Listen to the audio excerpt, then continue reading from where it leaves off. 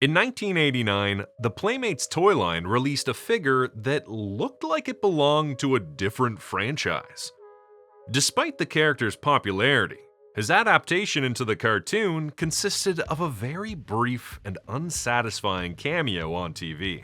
And while he was eventually adapted into other universes, the decision not to have an episode around him always felt like a loose end. That is, until 2024. Join me today as I explore the story of the Ace Duck figure, his cameo, and his first full adventure in the 1987 universe.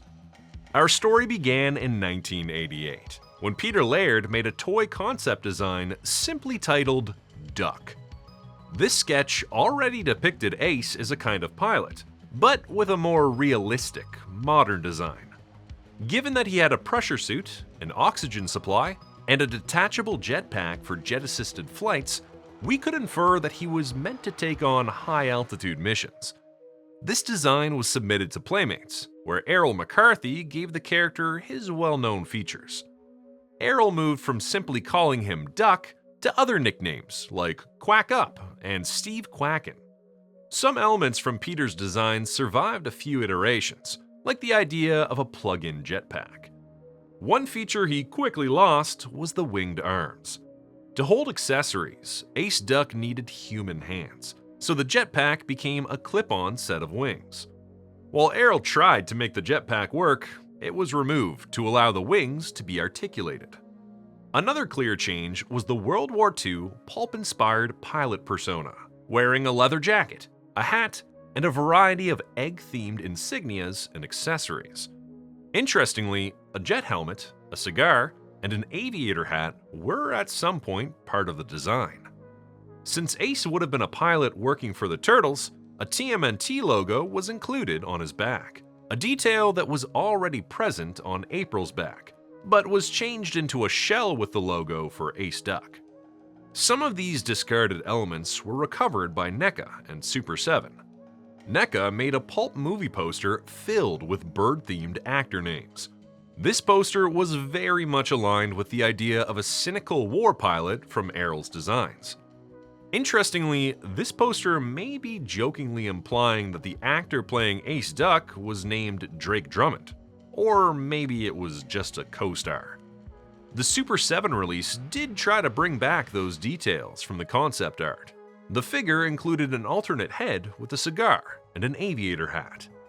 According to the Playmates bio, Ace Duck was originally a human pilot named Ace Conrad, a famous test pilot who accidentally flew into a transmuting energy beam. This happened because Krang ordered Shredder to beam an earthbound duck to Dimension X to eat its brain. Mutated by this incident, Ace had to escape from his plummeting plane, ending up in the Turtles' lair in the sewers. Seeing what happened to poor Ace, the Turtles hired him to pilot their turtle blimp. Ace came with egg grenades that, as long as he got paid, he wouldn't hesitate to use against the Foot Clan. Despite their employment relationship, Ace and the Turtles were friends. One unusual detail in this bio is that it lists his birthplace as Peking, the Old English name for Beijing. However, this was clearly a Peking duck joke and should probably not be taken as canon. His accessories included a .45 caliber service pistol, a weapons belt with egg grenades, a removable pilot's cap, and plug-in duck wings.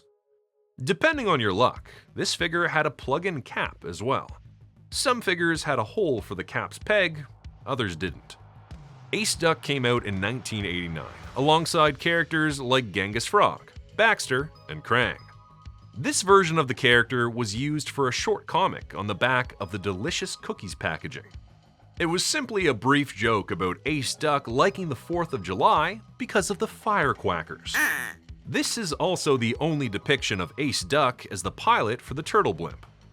But, as I said, the cartoon went in a different direction from the toy. Ace Duck made only one appearance in the episode Attack of Big Mac by Francis Moss.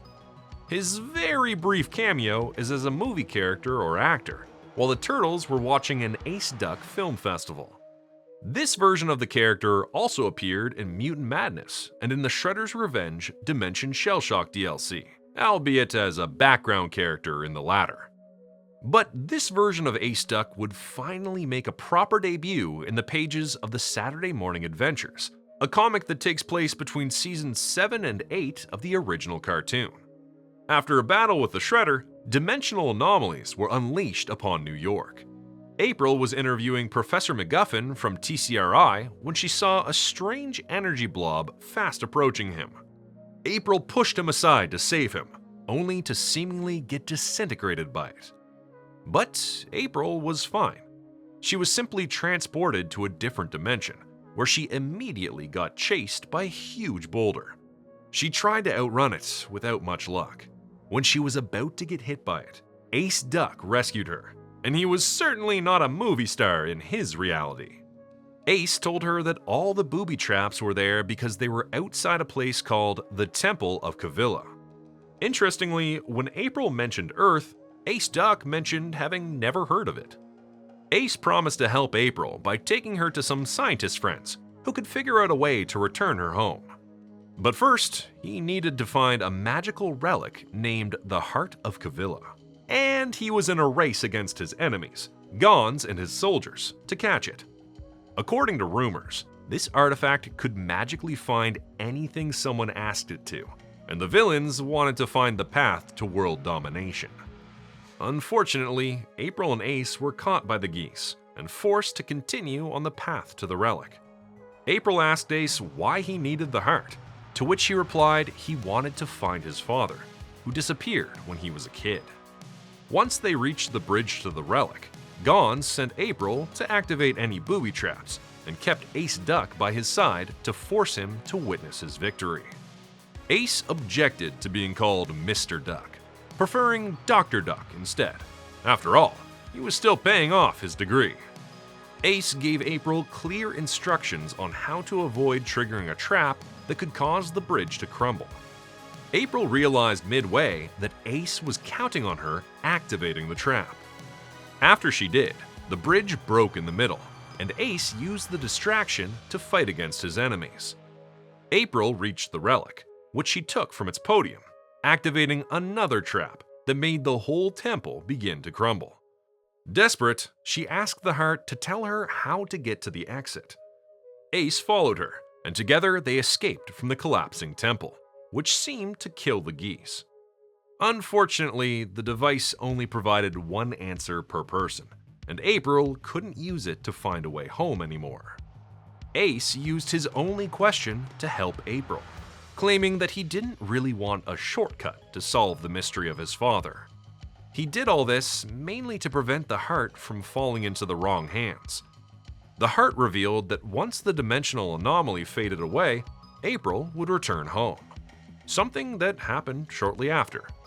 When she began to disappear, Ace gave the relic to April to keep it away from his world. Since Gons appeared among all the villains from the past, present, and future during the Olympics, we could assume that he survived. I think it's a nice detail that the team behind the comic managed to use the character without invalidating the established lore. The story itself is an homage to Indiana Jones, which isn't unusual for Ace Duck.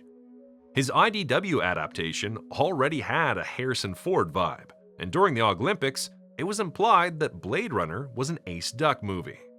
Since it isn't unusual for parody characters to take on a life of their own in the Turtleverse, no one should be surprised if the characters ended up having a whole saga in the Saturday Morning Adventures pages. There are, of course, more versions of the character that I'll cover in future videos. What are your thoughts about Ace Duck? Did you have the toy growing up? Is this your favorite version? Let me know in the comments. Thanks for watching. See you in the sewers.